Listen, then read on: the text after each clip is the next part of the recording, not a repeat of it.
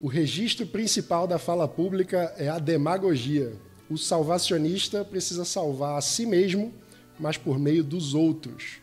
A teoria conspiratória é a paranoia promovida à metafísica. É com frases como essa que o nosso convidado de hoje compôs o seu mais novo livro, Meia Palavra Basta. Eu estou falando do letrista, ensaísta, compositor e filósofo Francisco Bosco. Eu sou Mano Ferreira e esse é o Livres Entrevista. Chico Bosco, antes de mais nada, super obrigado por aceitar o nosso convite para conversar aqui no Livres. É um prazer, mano. Vamos lá. Vamos. Chico, atualmente a gente vive um tempo de redes sociais e isso tem mudado a forma como as pessoas operam, a forma como o debate público acontece. E no TikTok, por exemplo, a pessoa tem 3 segundos para decidir se vai continuar vendo um vídeo que é de 15 ou se vai passar adiante. Ao ler o seu livro, eu fiquei pensando, caramba, aforismos são um bom gênero literário para usar esse momento cultural e tentar mover as pessoas, gerando um pouco de pensamento mais profundo num espaço curto. Você pensou isso na hora de escrever? Foi de propósito ou é coincidência? Não. As minhas habilidades de marketing não chegam a esse ponto. Na verdade, mano, eu sou formado por uma tradição de escritos breves. O meu grande guia intelectual durante a maior parte da minha vida foi o semiólogo francês Roland Barthes. Você me apresentou aí como letrista, ensaísta, filósofo. Na verdade, eu sou um semiólogo. Meu mestrado e doutorado são em semiologia. Só que como ninguém sabe do que se trata essa palavra, né? Então, assim, quando eu fui para a televisão, eu me tornei filósofo, que é a atividade mais próxima do que eu faço, reconhecida mais amplamente, né? Então eu aceito esse leve mal-entendido, porque eu sou também um leitor de filosofia e na minha formação acadêmica, esse campo da semiologia, da teoria da literatura e semiologia, né? Ele é muito heterogêneo. Semiologia, afinal, é a análise dos signos onde quer que eles se encontrem, né? Então, eu tenho na minha formação uma história de aproximação com a filosofia e eu aceito isso. Mas eu sou essencialmente um ensaísta ligado a essa tradição de formas breves ou brevíssimas. A maior parte dos meus livros, mano, é feita de textos mais ou menos curtos. Assim, eu tenho livros de poemas, na verdade eu comecei minha trajetória escrevendo poemas, mas já naquele que eu considero que é o meu primeiro livro de poemas, válido, porque eu sou talvez um recordista mundial dessa tradição semi-oculta da literatura, que é a dos livros renegados pelo autor. Eu tenho 3. Comecei a publicar muito jovem, então publiquei livros muito ruins. Mas o meu primeiro livro que conta, assim, que tem algum interesse público, se chama Da Amizade, é um livro de poemas em que uma sessão já é uma sessão de frases curtas. Nos últimos anos, mais por força das circunstâncias, porque o Brasil mudou muito, o debate público mudou muito, como você falou, eu fui levado a estudar mais filosofia política, a mobilizar outros repertórios que não constituíram a minha formação e a mudar de registro de escrita e também de temporalidade de estudo. Eu entrei numa temporalidade de pesquisa. O meu último livro, que é o Diálogo Possível, eu demorei uns 4 anos para fazer, assim, um livro de 400 páginas. Mas eu, de novo, e para concluir, no fundo, esse livro é um reencontro com a origem da minha formação, que é ligada a formas muito breves. E mano, eu acho essa relação entre a forma breve e as formas breves, tal como elas se dão no mundo das redes digitais, uma relação equívoca. Porque você começou a minha apresentação também, antes ainda, lendo 3 aforismos ou partes de aforismos em sequência, assim, eu mesmo, como não me lembrava deles, fiquei um pouco aturdido, assim, porque são falsas brevidades, né? O que é interessante da forma aforismática é que ela exige uma altíssima capacidade da parte do escritor de concentração de sentido, né? Do ponto de vista do escritor, a arte de escrever aforismos ou fragmentos é você ser capaz de suprimir os contextos e fazer com que, ainda assim, aquelas fórmulas muito breves façam sentido. Mas para que elas façam sentido, entra a arte do leitor, que é a capacidade de restituir contextos possíveis em que aquelas formulações façam sentido, né? Essa arte do leitor, ela não tem nada a ver com o registro, a economia de atenção que hoje prevalece nas redes sociais, né? Então, assim, eu poderia até tentar fazer um marketing assim com esse livro, mas, na verdade, assim, acho que eu ia acabar no Procon. Acho que muita gente ia me denunciar por propaganda enganosa. Mas eu falei sobre isso, menos no sentido do marketing, mas no sentido de mobilização de uma mudança de forma de pensamento mesmo. Porque eu sinto que a gente está perdendo, como sociedade, a capacidade de ter conversas mais profundas ou que colocam a perspectiva do outro como parte da conversa, né? Muitas vezes o outro vira só uma projeção da nossa própria posição, né? Então, a gente quer validar a nossa posição, então a gente projeta no outro um inimigo. Ou seja, há uma, nessa dinâmica de rede social, uma espécie de tribalização, né? Que parece que as pessoas estão perdendo a capacidade de refletir sobre o próprio comportamento e vão com a manada numa velocidade muito grande, né? Então, o meu ponto foi mais de o aforismo como uma forma que é breve, mas que desloca a pessoa desse imediatismo de só confirmar o seu ponto, né? Como se gera um estranhamento que, peraí, eu preciso pensar sobre isso. Essa coisa rápida que me capturou, eu preciso parar e pensar um pouco sobre isso. E eu acho que isso está em falta hoje, né? Eu não tenho a menor dúvida, mano. Concordo completamente com o seu diagnóstico sobre as redes e os efeitos delas no debate público, né? É a esse diagnóstico, aliás, que eu tenho mais me dedicado nos últimos anos, assim, né? O meu principal objeto de estudo nos últimos anos tem sido esse. Eu diria que hoje está muito claro que as redes digitais, elas produzem dois efeitos principais. Um, diretamente sobre a subjetividade das pessoas, e o outro também sobre a subjetividade das pessoas, mas que tem uma consequência coletiva mais grave, né? O primeiro ponto é o que a gente poderia chamar de fragmentação da percepção, de perda progressiva da capacidade de concentração. Como você falou sobre o TikTok, né?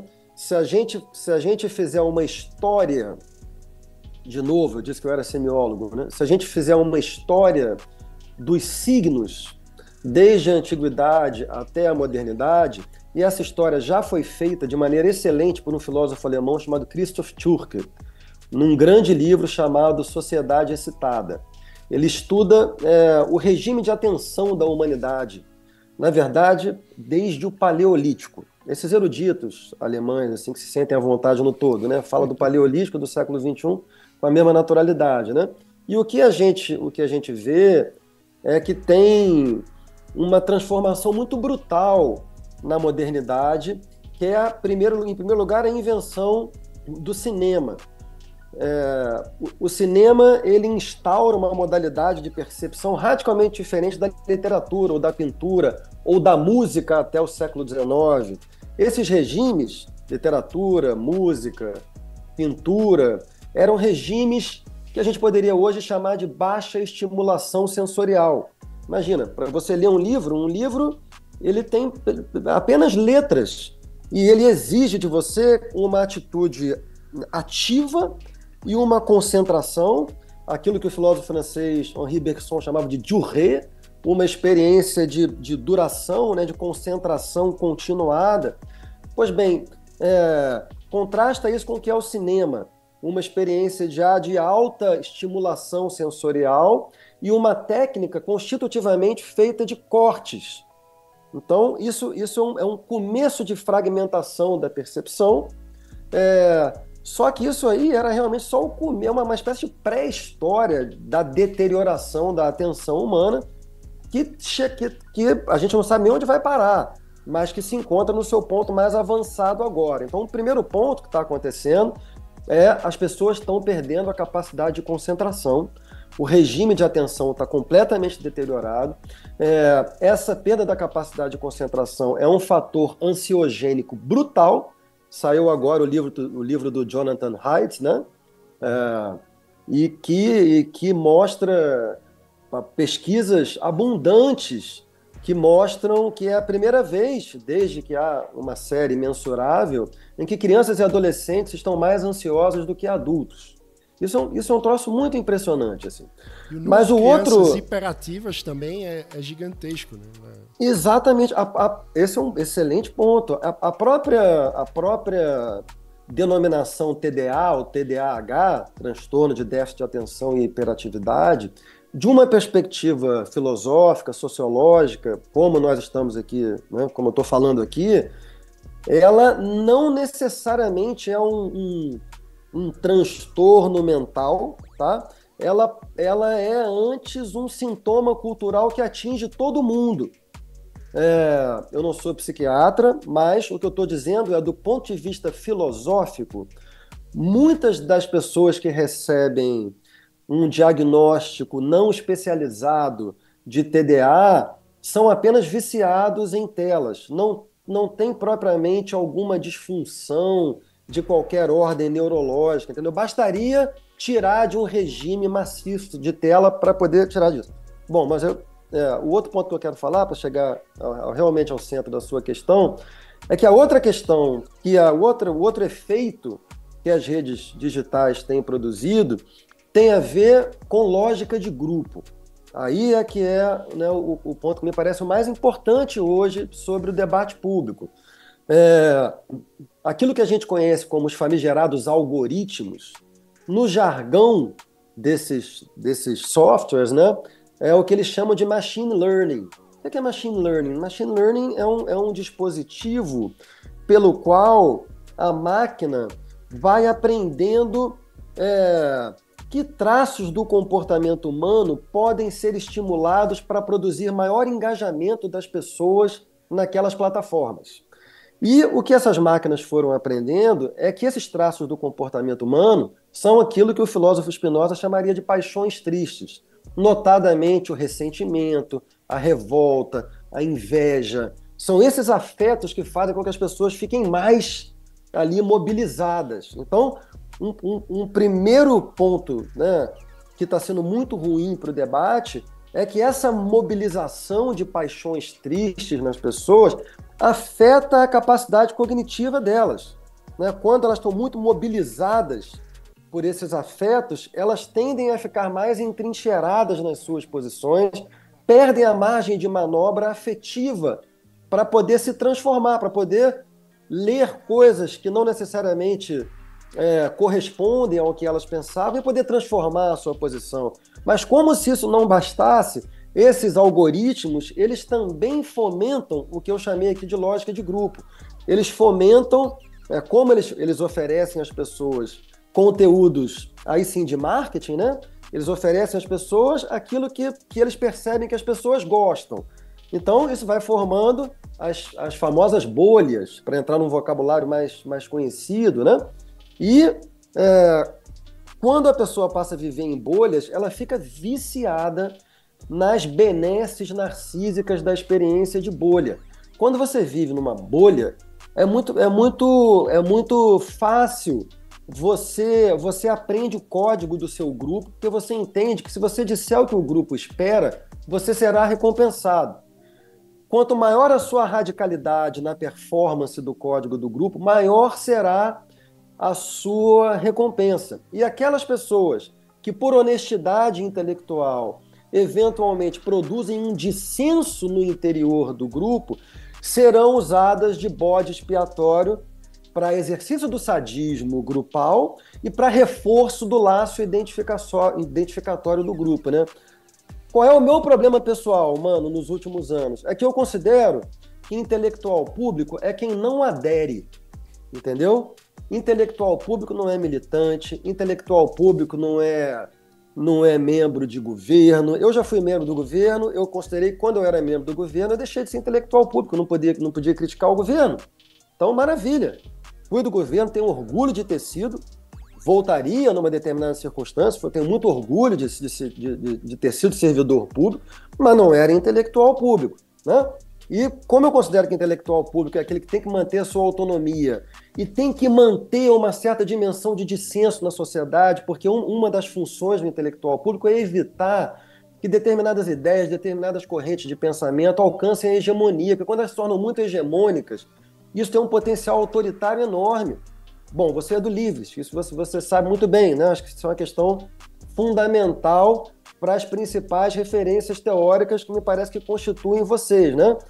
Então, eu tenho sido alvo desse problema há muito tempo, porque você produz um dissenso no interior do grupo em que, entretanto, você se reconhece, eu sigo me reconhecendo como um sujeito de centro-esquerda, um liberal de esquerda, como alguns dizem pejorativamente, e, entretanto, eu posso dizer 200 coisas que são correspondentes a um certo ideário de esquerda. Se eu digo uma que desafia esse consenso, eu sou imediatamente punido. Não importa que o que eu esteja dizendo seja verdade. Aliás, se for verdade, é pior, porque aí sim toca num nervo sensível. Então esse é o ponto em que estamos, é um ponto de muita disfuncionalidade do debate, né? Esse traz uma passagem no livro, você trata da traição do intelectual, né? Que antes o intelectual se traía pela, digamos, sede de poder ou o potencial sedutor que o poder do Estado tinha, e agora essa sedução acaba mais disseminada, né? Porque o Estado, querendo ou não, tem os seus limites de atração. Nem todo mundo pode ocupar o cargo público a todo instante. Mas Exato. Fazer parte de uma bolha, todo mundo pode, né? Então... Exatamente. Esse ponto eu considero bem importante. Assim, houve uma mudança no papel que o intelectual exerce e, sobretudo, nisso que eu chamo de a sua principal e mais perigosa tentação. Ao longo do século XX, há uma série de estudos sobre a relação dos intelectuais com o poder de Estado, né? Julian Bandar, Raymond Aron, Daniel Pecot, no Brasil Sérgio Miceli, né? Tem uma fortuna crítica sobre intelectuais e o poder. Mas eu diria que no século XXI, a partir da invenção das redes, a grande tentação do intelectual público não é mais o poder de Estado, é o poder do grupo, né? E é impressionante, cara. Às vezes eu vejo até psicanalistas, que deveria ser a categoria que, por definição, deveria recusar uma alienação dessa natureza, né? Chafurdando em lógica de grupo. Então, a maior tentação do intelectual contemporâneo é ser amado pelo grupo, seu grupo ideológico, e, em nome da manutenção desse amor, começar a falar um bando de bobagens e perder de vista uma compreensão mais honesta da realidade, que, se fosse, né, manifestada, traria problemas. Aí a pessoa já se censura de antemão. Às vezes ela nem sabe que ela está fazendo aquilo. Eu mesmo já fui assim. Esse contexto que você coloca para um liberal é muito preocupante, né? Porque uma sociedade liberal é baseada na pluralidade de ideias, no pluralismo, na ideia de que o quanto mais a gente tiver um livre mercado de ideias funcionando, né, maior a chance de chegarmos em soluções melhores e mais plausíveis. Como, partindo dessa preocupação e lidando com esse fenômeno contemporâneo, como lidar com isso? Como fazer com que a cultura não seja tragada por esse tribalismo e que a pluralidade, a defesa dessa visão aberta de, enfim, de ser, tem alguma chance de sobreviver em tempos tomados por tribos e bolhas? Essa é uma resposta muito complexa, né, mano? É exatamente a pergunta que orienta esse meu livro anterior, chamado O Diálogo Possível. Ela é muito complexa, ela envolve diversos fatores, né? Não é um bom momento para ser liberal, né, mano? Seja um liberal de centro-direita, seja um liberal de esquerda, não é um bom momento. Assim, o mundo ele está caminhando para polos distantes. O que a gente chama de polarização não é a mera alternância entre dois ou mais polos, mas sim a supressão dos pontos intermediários, né? Isso, como tem muita gente falando, isso tem muita semelhança com outros períodos históricos, notadamente o período de 100 anos atrás, né? O ano de 24 foi um ano muito importante na Europa, em que, mais uma vez, a democracia liberal, essa vocação, essa crença parlamentarista dos liberais também foi ameaçada e o mundo explodiu, tanto para a extrema-direita quanto para a extrema-esquerda. Então, tem uma coisa que nos ultrapassa demais, que são os fatores econômicos, políticos amplos que estão em jogo, né, que tem a ver com os perdedores da globalização.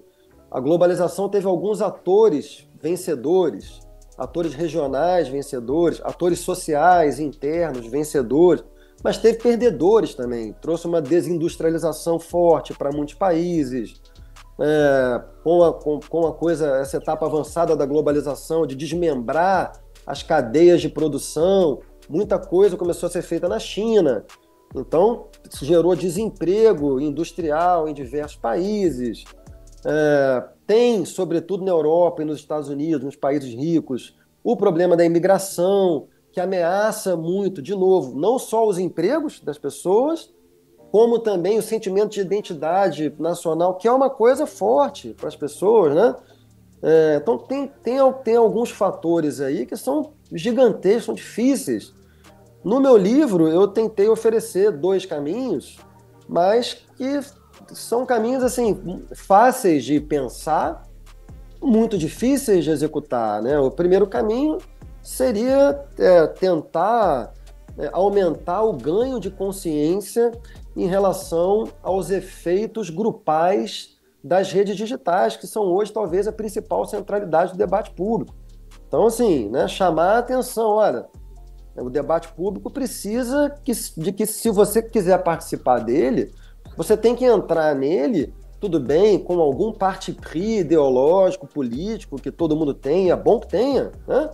Mas esse parti pris não pode ser uma posição absolutamente fechada, categoricamente fechada, senão o debate público perde a função de ser. Como você falou, o que você chamou de mercado de ideias só existe se a sociedade civil, que é outra categoria também que a gente poderia questionar, porque em larga medida o que a gente chamava de sociedade civil virou militante. Militante nesse sentido, não mais militante de partido, mas militante em rede social, militante cognitivo. Entendeu? Pessoas opacas cognitivamente, assim, viciadas em clichês. Olha, mano, assim, 90% da população digital teria um AVC se os clichês desaparecessem da Terra num segundo. Porque é uma coisa impressionante, assim. Então, não, o que dá para fazer? Chamar a atenção para esse problema, criar legislações que obriguem essas empresas a, no mínimo, tornar mais transparentes os seus algoritmos, para que a sociedade possa debater os seus algoritmos. Aí tem várias propostas interessantes na mesa, assim, sobre como poderia ser feita essa legislação. É uma legislação difícil de fazer, porque, na minha opinião, é imperativo que ela seja feita, ao mesmo tempo, ela é delicada, porque ela também pode violar muito a questão da liberdade de expressão, mas tem que fazer. Eu concordo, por exemplo, com o cientista político Christian Lynch, para quem as redes deveriam obrigar uma pessoa a estar vinculada a um CPF para poder falar qualquer coisa. O anonimato é muito ruim para, de novo, o que você chamou de mercado de ideias, entendeu? O Pedro Doria, que é alguém que entende bastante desse assunto também, defende a pluralidade de algoritmos diferentes, né? Então, esse é um caminho. Um outro caminho, do ponto de vista teórico, fácil de apontar, né?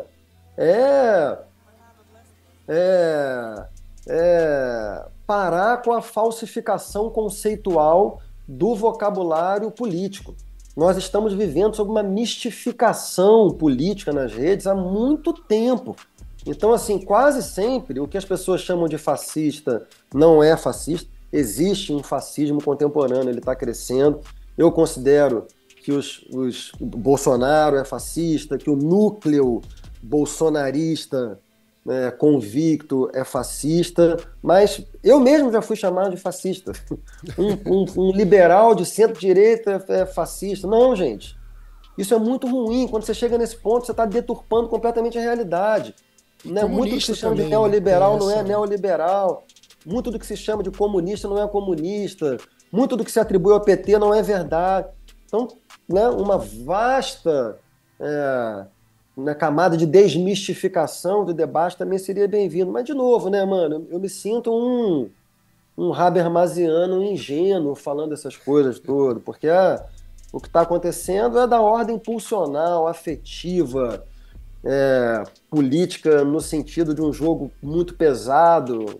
Então, é difícil. E de um ponto de vista mais individual, como lidar com isso? Tem algumas passagens do livro que você toca em alguns fenômenos que são muito próprios dessa vida tribalizada de redes. Por exemplo, quando tem uma passagem lá que você fala da pessoa que chega e diz: me decepcionei com você.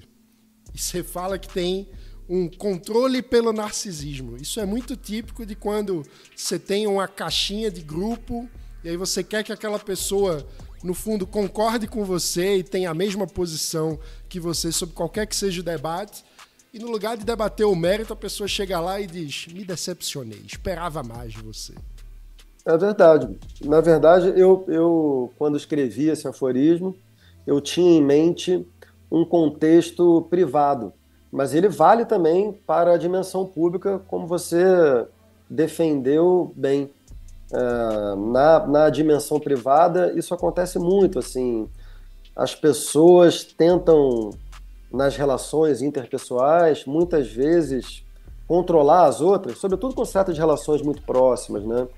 Relações amorosas, relações parentais, elas tentam controlar a outra por essa espécie de astúcia que consiste em você elogiar a pessoa por virtudes que, entretanto, interessam a você, ao seu desejo, e não ao desejo dela. E aí a pessoa fica intimidada a agir de forma diferente do que você esperava, justamente porque com isso ela deixaria de corresponder ao seu ideal, perderia o seu amor ou a sua admiração. É uma astúcia de controle, né? Então esse aforismo é uma tentativa de dar às pessoas um antídoto contra um mecanismo de dominação muito comum, muito cotidiano nas relações super íntimas. Um outro que eu acho que vale a gente falar também, você escreveu: o salvacionista precisa salvar a si mesmo, mas por meio dos outros. O salvacionismo também é uma atitude muito típica das tribos, né? Todo mundo está salvando a civilização ocidental do ataque de não sei o quê, ou salvando dos malvadões da extrema-direita. Tá todo mundo sempre salvando alguma coisa, né? Perfeito. Por razões que têm tanto a ver com estruturas históricas e sociais, quanto com estruturas inconscientes singulares, tem sujeitos que têm a necessidade de ter para si uma visão de mundo que não suporta a complexidade, não suporta a ambiguidade. São essas pessoas que eu chamo de salvacionistas, né? elas têm que criar ideais muito fortes, porque elas não suportam viver num regime que eu chamaria de mais realista. O que seria um regime filosófico, mais realista? Seria o seguinte: a história humana é uma história de atrocidades, os seres humanos têm muita dificuldade de se relacionar, a vida não é fácil, o que não significa que devamos ser resignados politicamente, de forma alguma. Devemos estar sempre empenhados em melhorar a nossa comunidade, no sentido de torná-las mais justas, mais iguais, mais desenvolvidas sob todos os aspectos, né? Mas sem perder de vista que a coisa é difícil. O salvacionista não consegue viver assim.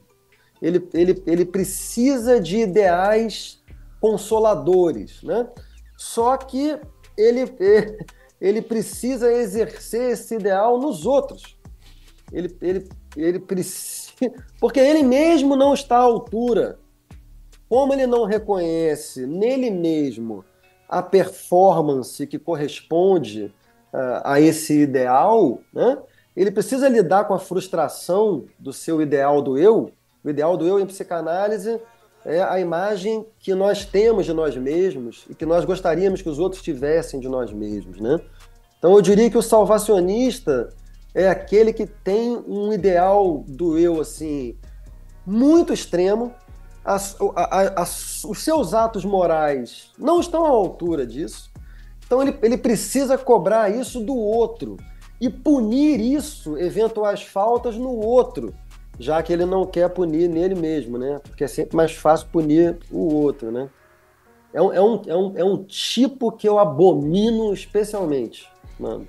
Pois é, eu acho que a gente tá precisando que os salvacionistas olhem para si mesmos e que todo mundo, no fim das contas, né? Eu acho que esse mundo esses dilemas de redes sociais, em boa medida, eu acho, se podem ser tratados se a gente olhar mais para a própria vida e para o encontro real também, né? Para como que a gente lida na relação com o outro de carne e osso, no lugar de simplesmente sair apontando dedos, se achando o juiz do bem, né? E da única forma correta de viver a vida, enfim, que acaba sendo uma postura autoritária no fim das contas, né?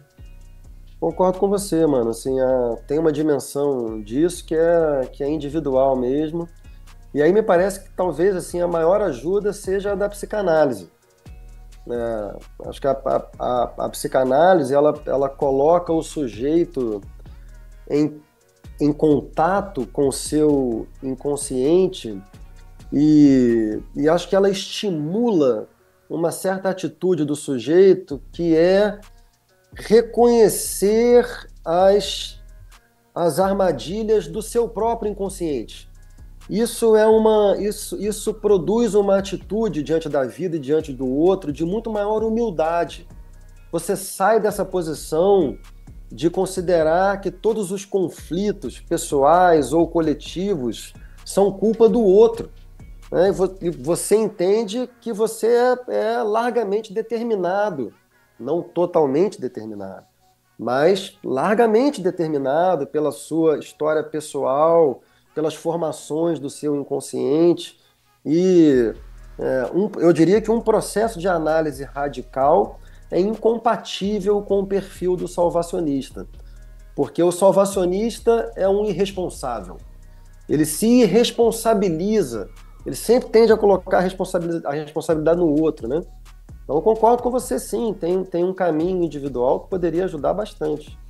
Muito bom. E então a gente espera que todos nós façamos um pouco esse exercício, inclusive você que assistiu a conversa, gostou, não se esqueça de deixar o seu like, se inscrever no canal, ativar o sininho e essas coisas todas para o algoritmo funcionar em nosso favor. Chico Bosco, muito obrigado por essa conversa.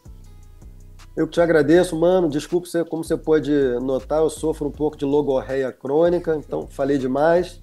Devo ter frustrado um pouquinho você, que eu acho que você deveria ter outras questões que você queria falar. Nosso tempo acabou sendo curto, né? Mas foi um prazer conversar com você. Conte comigo, tá? É um bom motivo para uma próxima conversa. Isso, conte comigo. Até mais. Um abraço.